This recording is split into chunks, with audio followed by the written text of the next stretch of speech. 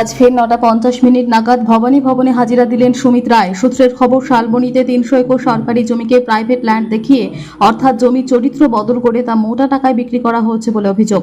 এর জন্য একাধিক জাল নথি তৈরি করা হয়েছিল। ইতিমধ্যেই শালবনীর জমি দুর্নীতি মামলায় মেদিনীপুরের প্রাক্তন তৃণমূল বিধায়ক সুজয় হাজরাকে গ্রেপ্তার করা হয়েছে। তার আর্থিক লেনদেনের সূত্র ধরেই সুমিত রায়ের নাম সামনে আসে। এর নেপথ্যে কোনো সরকারি আধিকারিক যুক্ত থাকতে পারেন বলেও মনে করছেন সিআইডির তদন্তকারী আধিকারিকেরা।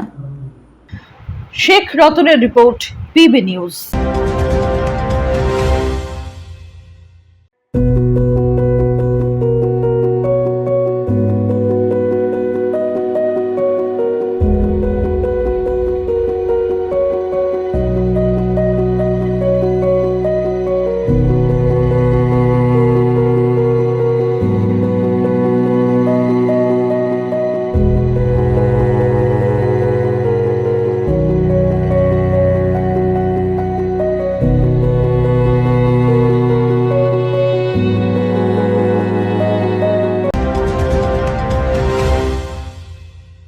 ডিগ্রি করার পরেও চাকরি নেই, অথবা স্কুল কলেজের পাশাপাশি একটা কোর্স করে ব্রাইট ক্যারিয়ার বানাতে চান?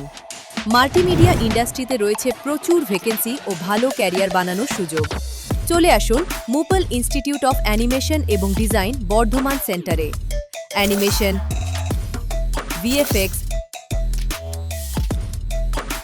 Graphics design, video editing, digital মার্কেটিংয়ের মতো কোর্স করুন। ইন্ডাস্ট্রি স্ট্যান্ডার্ড ট্রেনিংয়ের সঙ্গে থাকছে 100% প্লেসমেন্ট অ্যাসিস্ট্যান্স।